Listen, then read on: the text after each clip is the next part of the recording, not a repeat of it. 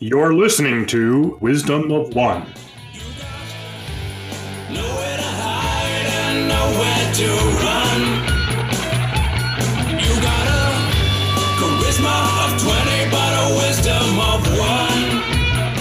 Okay, so we left off last time where Skankra had heroically sacrificed himself for the good of the team. For no fucking reason at all. You're welcome. And the blind figure in the robe was able to close a heavy iron door behind himself and run off down the alleyway while his 3 goons gooned it up with you guys. So do I roll resurrection? Is that what I roll? No, Runnis healed you back up, I believe, at the end of the episode. Oh, right. Of course, I was always here. There's a reason that you have a healer in the group. Hooray! Yay! Way to adjust to the narrative, DM, by adding that character you didn't plan to. Well, I mean, like, that's pretty much the entirety of this podcast is Sean trying to adjust the storyline for Scott and Keith's random stupid bullshit that we execute for no goddamn reason at all. Yeah, that's pretty much it. But that's what it's always been, and it's fun to see how the story gets molded in ways that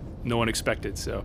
Everyone else is okay. Kaylee got wounded a little bit, but I'm fine, thanks for asking. Did the most damage to herself, if I remember correctly. Yeah, I fell flat on my face. It was fantastic.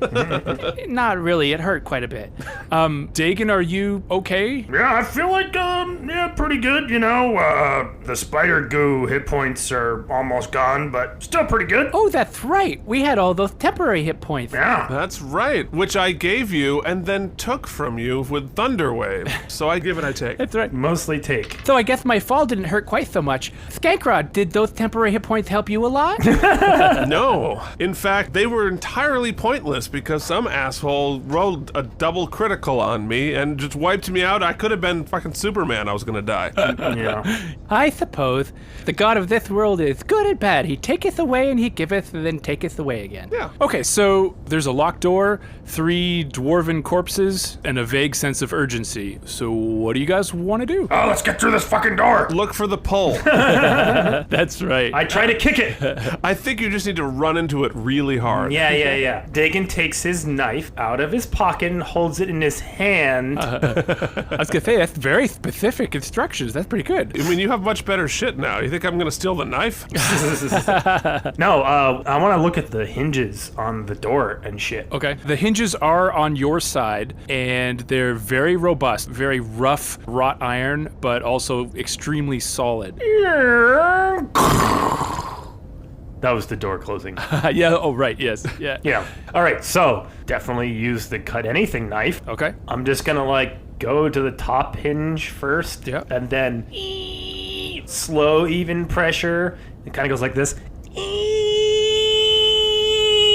Yep, perfect. Thanks for all the sound effects. Yeah. Because, you know, Sean really needs your help on those. It does sound like a goat giving birth, but other than that, it's spot on.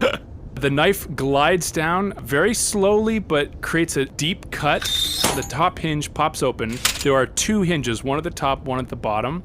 As the top hinge completely splits in half, the door shifts in its frame a little bit and makes a clunking sound. Go ahead and roll perception. Perception. Okay. Yeah. 4. Okay. It's a door. Hello, dear listener. You don't know this, and Dagan certainly doesn't know this, but in the last couple seconds here, Keith texted me and informed me that he was attempting to pick Dagan's pocket. Yes, I know what you're saying. Completely unlike him. What a surprise. Well, he succeeded in his nefarious task, and Dagan failed to catch him in the act, so Dagan is no longer the owner of a 6-sided crystal of 4 colors. How will this play out, you ask? I have no idea. But I thought you should know because you and I have an open and honest relationship based on trust and, trust. Now, back to the story already in progress. Yeah, you see that the door is slightly jammed, but you think if you can cut the other hinge, you might be able to pull it back towards yourself. It's going to be heavy, so look out, but you could probably still work it out. Yeah. So I asked, Skanky, see how the door sort of shifted there? Why don't you push up against that door there while I cut this other hinge off, and I'll just, stand to the side. Can I roll performance? I would let Keith do that to you. Roll control animal. Yeah. Yeah. Was that persuasion? Yep. Awesome. I have a -2. So with a -2, 13. Oh, that's not bad. Seems like a great idea. I just rolled against the 13. I would do maybe a wisdom saving throw. Great. 15. Fuck. Doesn't seem like the greatest idea, although you do like the idea of helping out, so that'd be cool. Oh, I'm so helpful. Is anything here not quite colorful enough?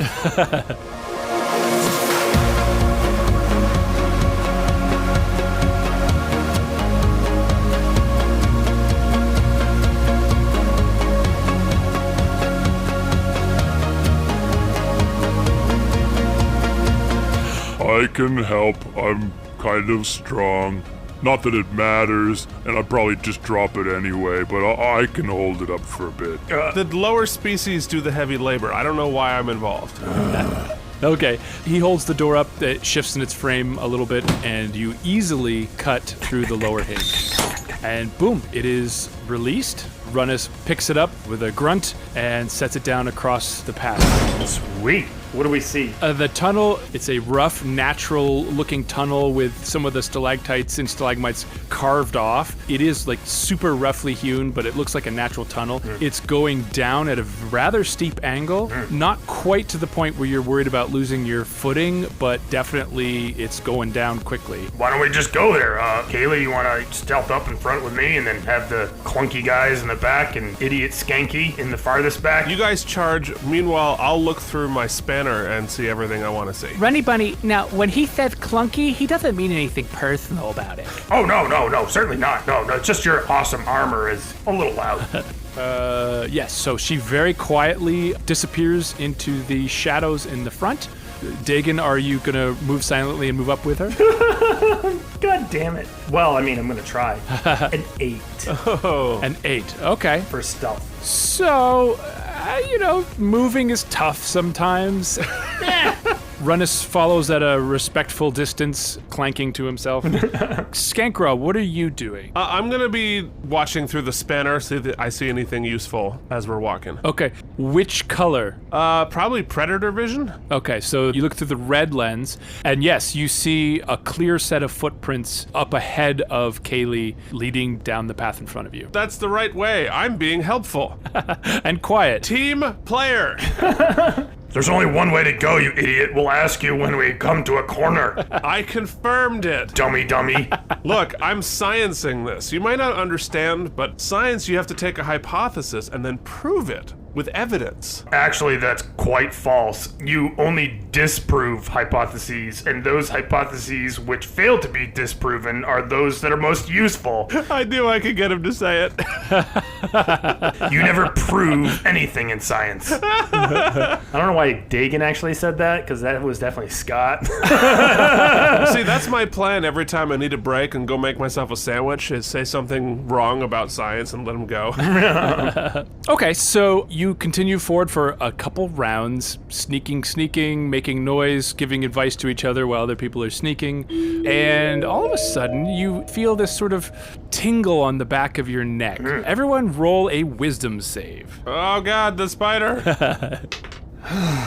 Good God. It's very tingly. I just rolled 5 for the saving throw. So both of you rolled low, is what I'm getting. Oh, yeah. I rolled a 5. I still beat Scott. Okay, so Skankra, Dagon, and Runnus each roll a d10, please. Oh, bye. It's been a great podcast. 5. Yes! I rolled well. I rolled a 9. Okay, so you guys feel a little funny. Runnus turns around, walks in the opposite direction back towards the door. Don't worry, guys. I'll find him. Kind of walks away from you. Skankra, you can't move at all this turn. You just feel like standing there and you're not exactly sure why. If you look good, don't move. Dagon, you feel kind of confused. There's a shock. Yeah, that's right. But given that's such a normal experience for you, you're able to move forward normally. Nothing is stopping you. Yeah. And Kaylee, looking at all of you, what's going on, guys? Where's Runny Bunny going? I don't know. Maybe you should go find out. I'll just keep going, I guess. Okay, Skankra, did Did you see something? What's going on? Beauty needs rest. I suppose. So why do you need rest? Yes.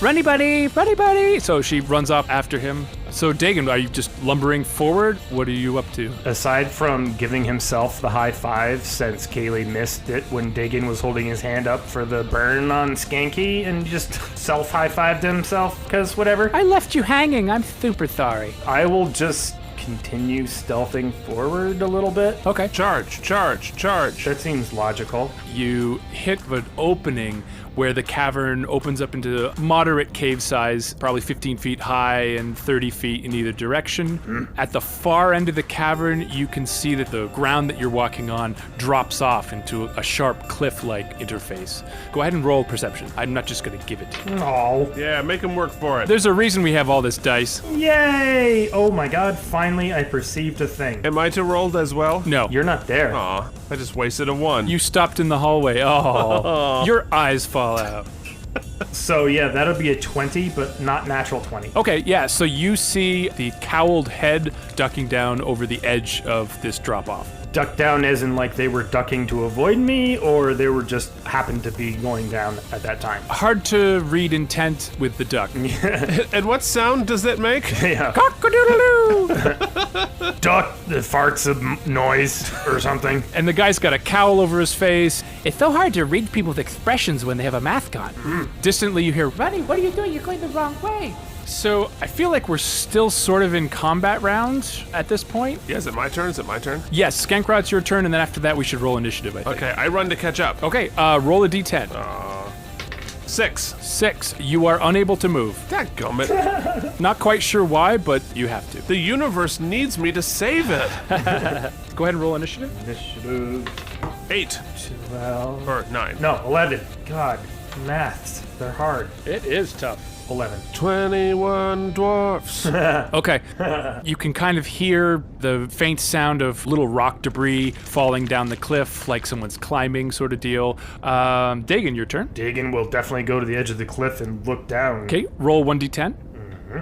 9 again. Okay, you may absolutely go to the cliff. It is about 30 feet away. Obviously, you can make it because you're a monk. I have a walking speed of 35 now, thank you. You look down, and lo and behold, there is a black cowled form. You can even make out the fact that he looks shriveled and oldish, but he is climbing down that cliff with no rope, no ladder, no real handholds, and he is just blazing down that cliff.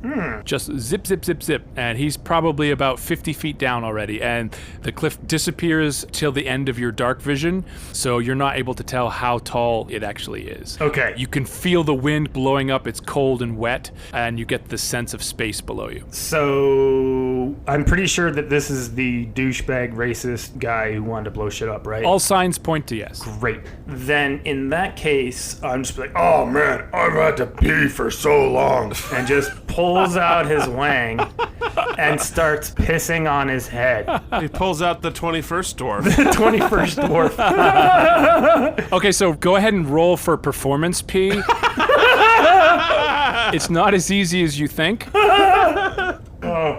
Give it a shot. That's one Yes! rarely rolled in D&D Performance P. Performance P. I don't see it on the character sheet anywhere, but So I guess it would be performance, which would involve my -2 charisma.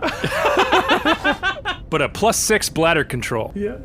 But I still managed to roll a 16. Nice. Okay, you loose your... I can't believe I'm going to be saying these words. Yes, you can. You loose your stream over the edge of the cliff. You hear... horrible mud-blood creatures, I'll get you! Yeah. But no falling to his death or anything. That's a good round. So Runnus gets to roll a d10. And you hear very faintly in the back, Runny Bunny, what are you doing? You're now going back to the spider? so they're getting fainter. Oh, Jesus. Oh no, my insurance. Skankra, your turn. All right, I want to go catch up. Roll d10. Ah, crap. 5. Okay, you cannot move. God damn it, motherfucker! So you could hear Kaylee yelling at Runnus in the far distance behind you, someone going, and then swearing way up in front of you. It seems like everyone's having fun in either direction, but you're just sort of stuck in the middle again. Oh, this is the worst one. I'm gonna kill myself. Ineffectual and boring. Yeah, okay, so, I'm grappling with the ethics of this one, but, Sounds fun. Should we do like little speeches on ethics to try to convince him? yeah, Skankra, please convince me not to kill Dagon.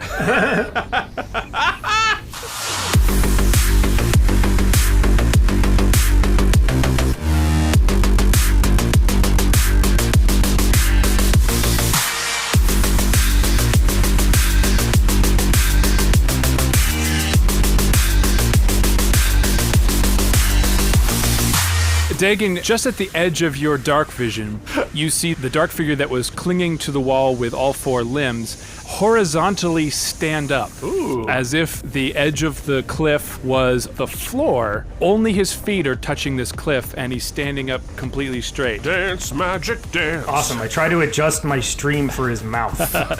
He holds out his hand, palm up, and this red sphere appears in his hand and rockets towards you with a energy metallic hiss. Okay. So go ahead and roll a dex save. Nice. I can do that. What full labyrinth here? That's right. You remind me of the baby. What baby? The baby with the power. What power? The power of voodoo. Voodoo. Voodoo. Remind me of the baby. Dance, magic, dance. Nice. So, saving throw plus 5. 20. Not natural. Oh, sweet. That's really good. Half. Okay. So, this sphere rockets towards you, it reaches your general area and explodes, and a mist of bright glowing acid covers your body and all of the surrounding area. You are able to dive out of the way, and so most of it does not hit you. Just realized I don't have my pencil. Yeah, you're gonna need it. Ethics. You could argue that it's ethical to allow nature to take its course. Do not interfere with natural evolution of his death. Peeing on a high-level magic user is natural selection, right? It absolutely is. The universe did not intend for him to survive this interaction. It doesn't matter. It was totally worth it. Okay, you only take half damage, so that's 15 points of damage. Oh, fuck. So you still had some temporary ones left, right? Yeah, I have 5 hit points now. Yay! I think I could take him. That's 5 feeling good points you have there. Super. So Dagon, your turn. Dagon is like, holy fuck. Okay, all right. And then charges back at double speed because, ow, that hurt. So Skankra, Dagon comes running back. His mustache is much shorter than it was, sizzling and smoking. All of his cloth-like possessions are sizzling, and you see these little holes appearing all over them. Oh, it hurts. So, new beauty mask? What the fuck are you doing? It's not really helping. We definitely need some color spray on him because I already sprayed him with one color, so more colors. Enjoy my exfoliation treatment. It hurts now, but you'll feel amazing in the morning. You look 20 years younger. Okay, yeah, so, Runnus, you hear him, But Caleb, we need to get the bad guy. What are you doing? and you see that Kaylee has grabbed his purple cape and is dragging him bodily down the hallway back towards you guys. Awesome. Runnus turns around and starts walking in the correct direction. I don't understand what happened there, but I'm okay now. Let's go die. Nice. I'm way less okay. Oh, good point. Hold a second. Oh, come on. Don't deal with the needy dwarf. We have something to do here. So he touches you, Dagon. 10 points of healing. Hooray! Boo. I feel very much better now. I feel like that could have gone better, but at least you're a lot. Wait, no, that's a positive outlook. It could have gone a lot better, and I suck. Skankra, your turn. You don't have to roll D10 anymore. That has worn off. All right, I'm charging at the guy. Let's go. You can make it to the edge of the cliff in this round and still do an action, so. Is he still there? Can we still see him, or? You dip your head over the edge, you see him him on all fours again, making his way down the cliff. But again, moving at a very fast rate of speed for down climbing, which, if you've ever done it, is quite hard. Yes. I have not. All right, you know what it's time for? No. Grease, baby, grease! Oh, okay. Calling out the T-birds. Let's do this. Is that a saving throw? I don't know. Oh my god. Oh, it's a dex. Yeah. Dex saving throw for 13, right? Yeah, 13, yeah. Okay. Here we go. Grease. Oh, come on. Tell me it worked. So you lean over the edge and you put your hands out, and this pool of goop just pours out of your hands, splats all over him, and you're I was just getting used to the urine feel. So he stands up again, and he takes a step to the side to kind of widen his stance, and his foot slips on the grease, and he completely disconnects from the wall and tumbles, flipping head over tail, and disappears. I am amazing. I am a hero. If you're facing death by dragon breath, it's a gamble for your life. You'll need a saving throw, saving throw, saving throw. You'll know a saving throw. Hi there. It's Keith Skankra, and I'm here to pimp out my other podcast, Out of Practice Podcast, an episode-by-episode guide through David E. Kelly's The Practice. So I'm going to give you the top 10 reasons that a D&D nerd would like this podcast. Number 1, we are even more violent than D&D. Seriously, in episode 2, an archer kills a guy with an arrow through the throat. Number 2, less Scott. 100% less Scott. Number 3, the characters argue just as much as Skankra and Dagon. Number 4, jingles. We have more jingles than Skankra has deaths so far. Number 5, fans. In the corner of every single shot on the show is a fan that's not turned on. We don't know why, but we're gonna find out. Number 6, there are twice as many unnecessary musical theater references. Both hosts are musical theater people. That sounds like fun, right? Number 7, we talk about Star Trek constantly. Sean doesn't let me talk about Star Trek. I don't know why. Number 8, we're also two straight white men finally getting a chance to mansplain to America. Number 9, we don't edit. You get all the mistakes, the technical difficulties, and boring lapses in conversation. Number 10, no, seriously, we don't edit. You're listening to Wisdom of One.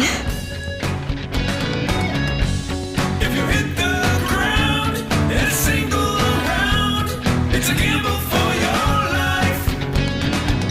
Very faintly in the distance, you can hear a like someone hitting very heavily into water. Cannonball! Good one, Skanky. Cannonball! Wow. Yeah, I mean, Dagon probably would have pulled out his calculator and counted the seconds before he hit the splash in order to infer the distance that the actual height was. That means that the lightning was 2 miles away. Yeah. Come on, average intelligence. It's water. Water means safe, guaranteed. Water means concrete from that height. You don't know that. Average intelligence. You don't even know what concrete is. Average intelligence absolutely does know that. Hey, you know how many idiots died cliff jumping? Those are the average ones.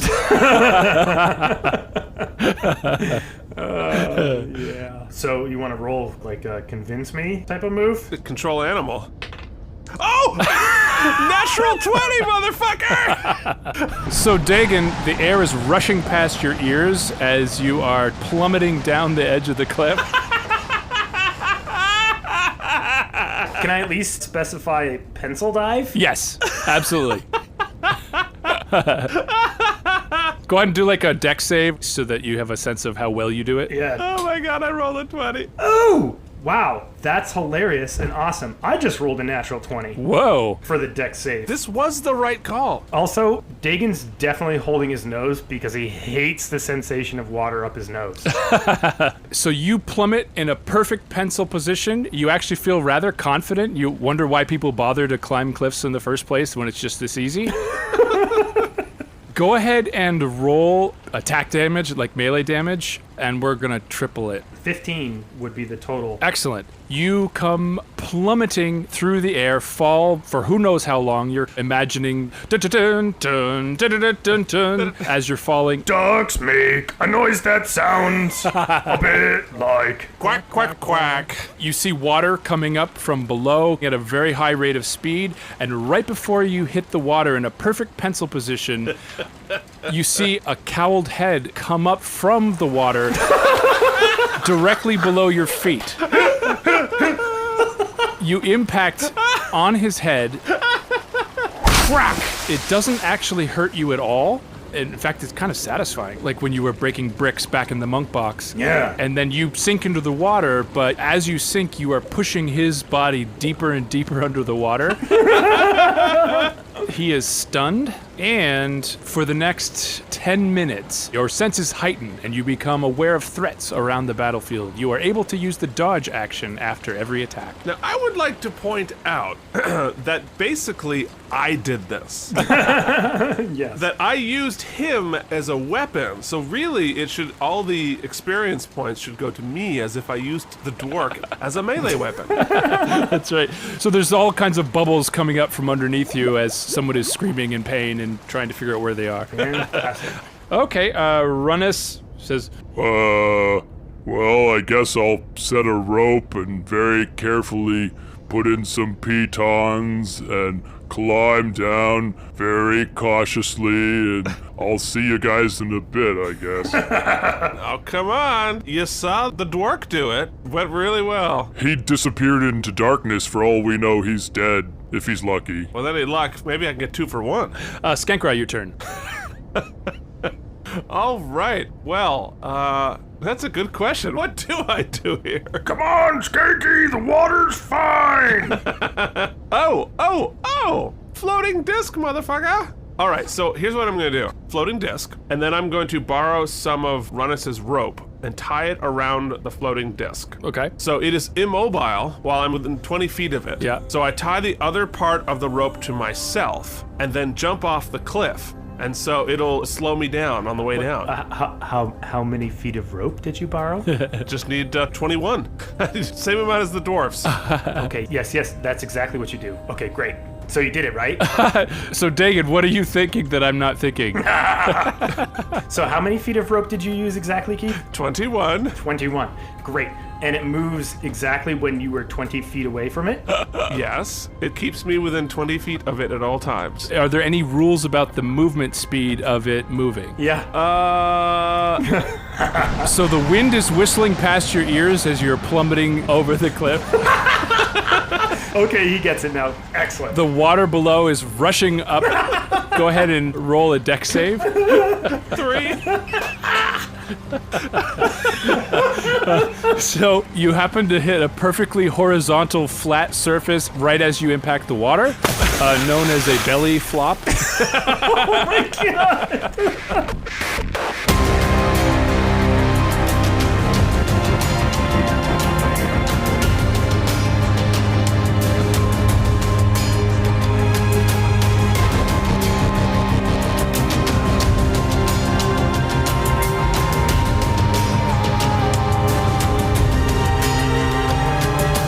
Take 5 points of damage. All right, that ain't nothing. The disc that you are tied to follows perfectly behind you. I believe there's no momentum, so it doesn't crush your spine, but it does plop into the water behind you. Wait a minute.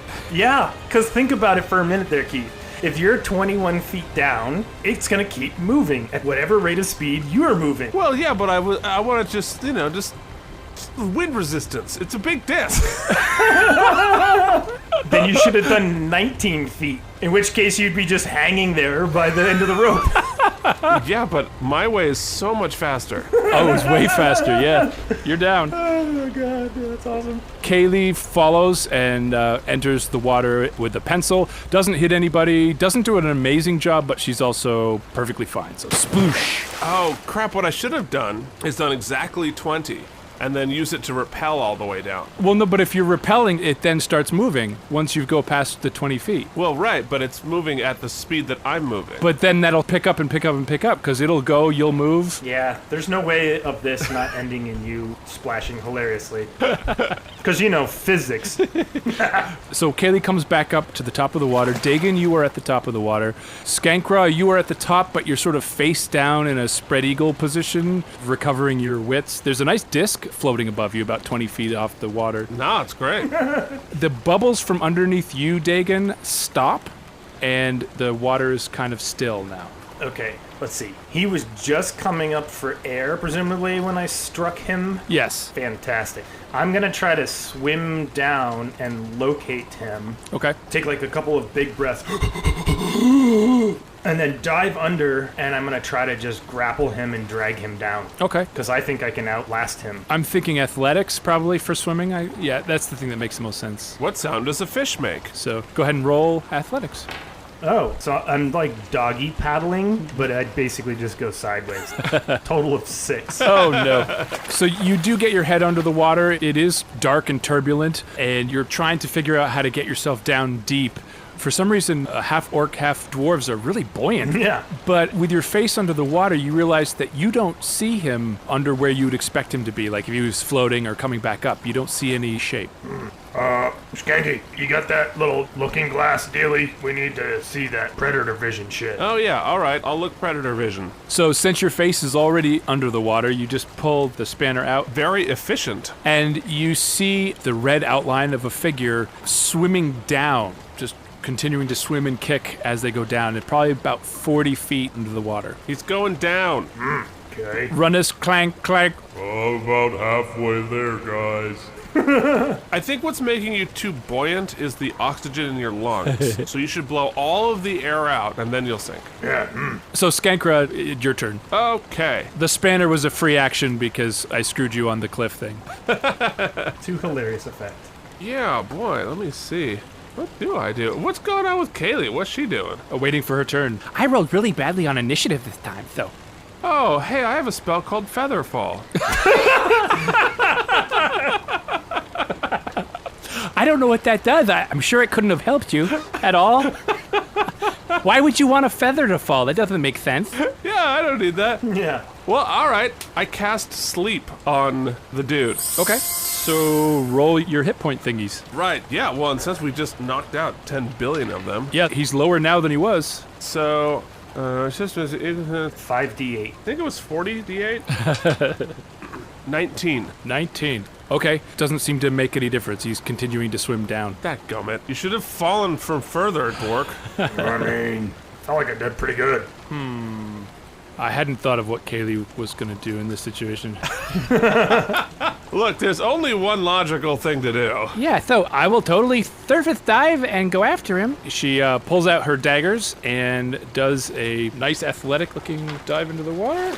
Ooh. And she disappears. And Skankra, through your heat vision, you can see her catching up to him and actually taking a swing. She did rather well. Oh my god. Oh, I forgot to tell you, I was a champion free diver for the past 2 years running. Ooh, fancy. Well, so... so I'm there, and I swung both my daggers, and I think that's probably enough for this round, don't you think?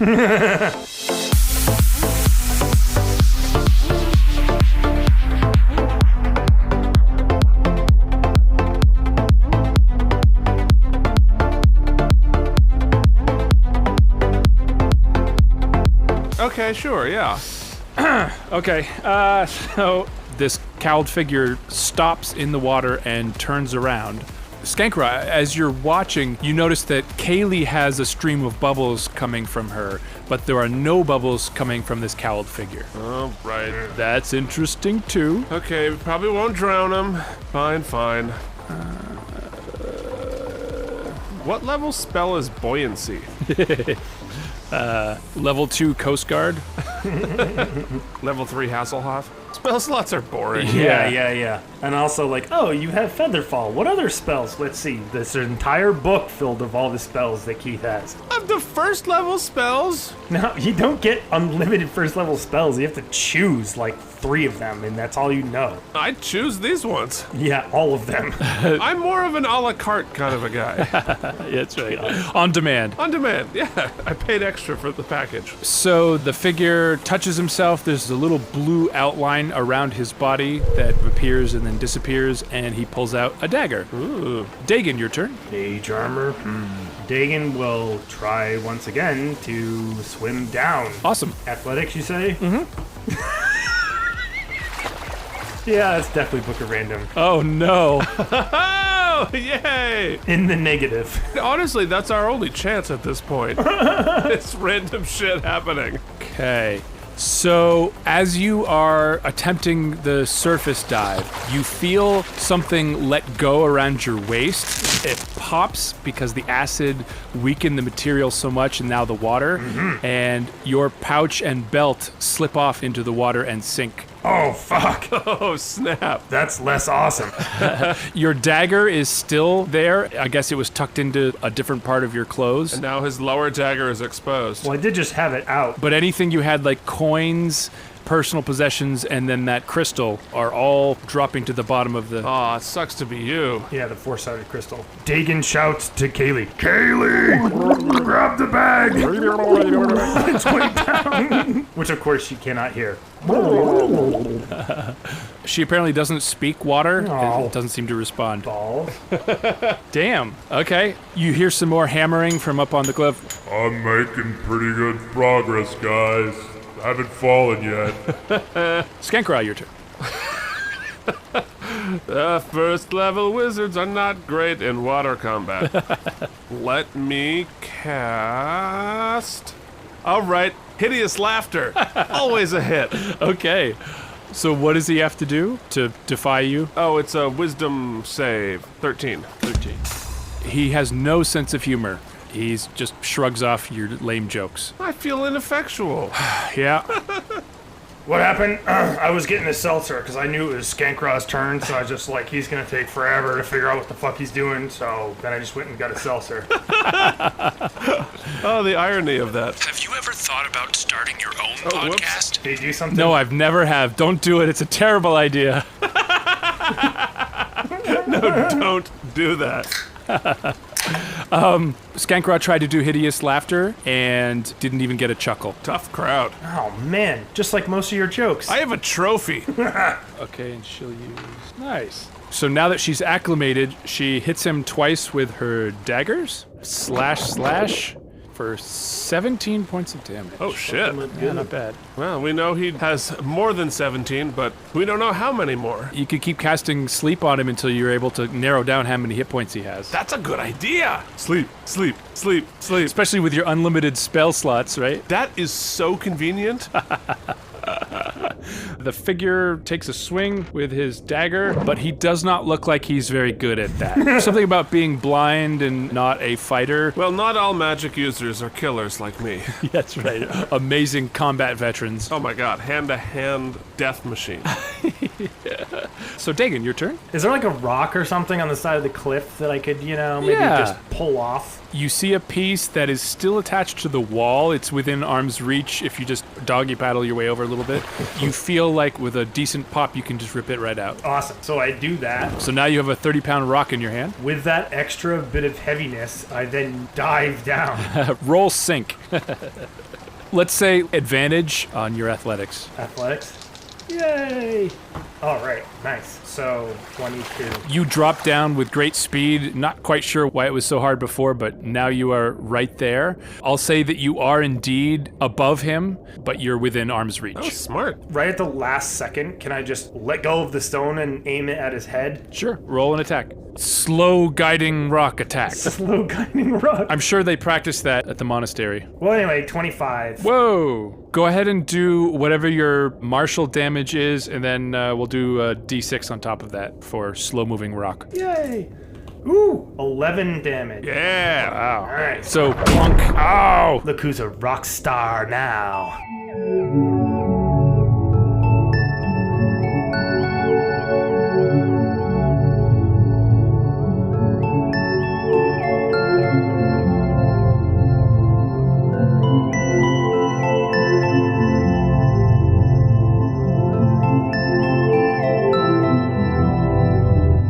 his attention is now focused on you and not on Kaylee. Kill the dwark. Kill the dwark. Runnus, All right, I think I'm ready to drop into the Oh no. Plate armor. Ah, screw it. I hate this world anyway. there's a giant splash. No, don't do it. And next thing you know, Runnus is right next to you because he doesn't need to roll to sink. Tell you what, I don't know if suicide is painless, but it's convenient. Look for my bag on the way down. So Skankra, you're all alone on the surface of the water now. All right, well. And it is your turn. Oh, it's time to sleep again. Okay. Like we did last summer. Yeah. I believe this time. I believe. All right. Oh, shit. Ah, fuck me. I just rolled 4 8-siders for a combined 6 points. Whoa. By the way, it's 5d8. Because I only have 4. I have to roll 4 and then 1. So maybe you'll get 30 points with the next one. I did end up with 14 points. Nope, but nice try. Thanks for participating. I'm trying. Skankra, he's trying.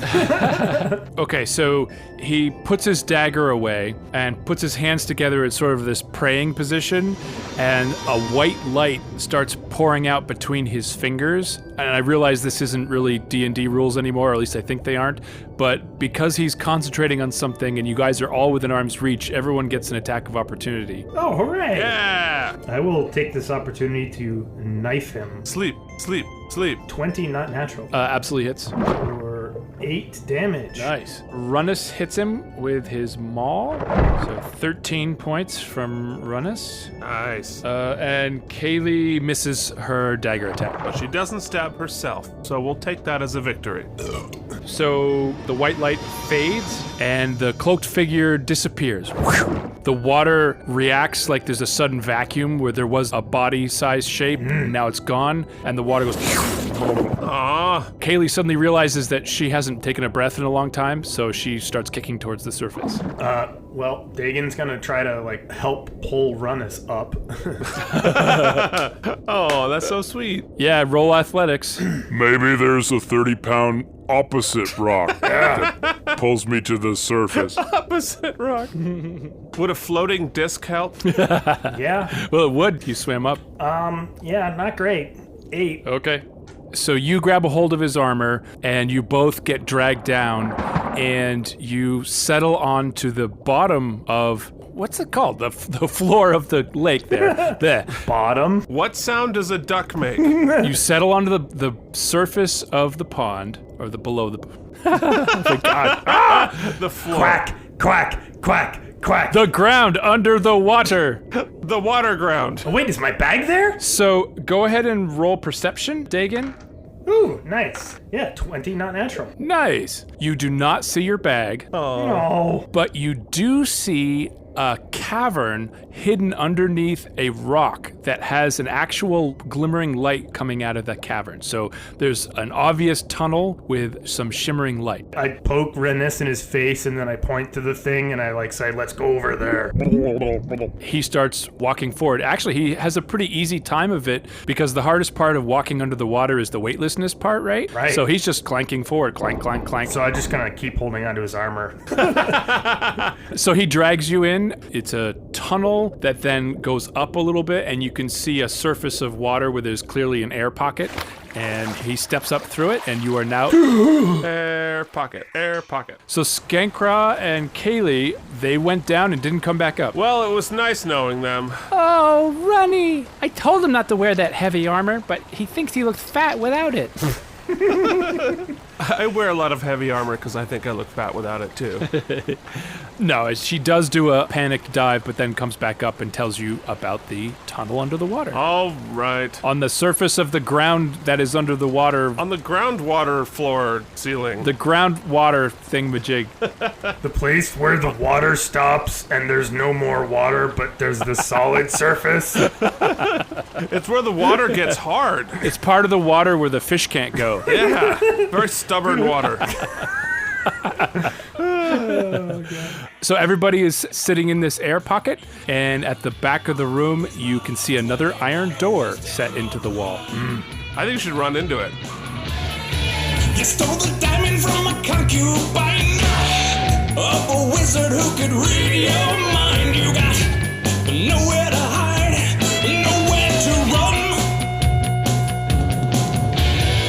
You stole the gold from the dwarven graves, then got yourself lost in the caves. You got nowhere to hide, nowhere to run.